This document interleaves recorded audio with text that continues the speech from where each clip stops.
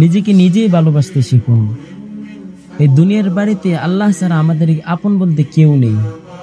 আমাদের মা বাবা, স্ত্রী সন্তান, ভাই বোন, আত্মীয় স্বজন যাদের কথাই বলুন না কেন, সবাই সবার স্বার্থে আছে। আমাদেরকে যদি কেউ নিঃস্বার্থভাবে ভালোবেসে থাকেন, তাহলে সেটা হলো আমাদের মালিক রব্বুল আলামিন। অতএব নিজেকে নিজেই ভালোবাসতে শিখুন।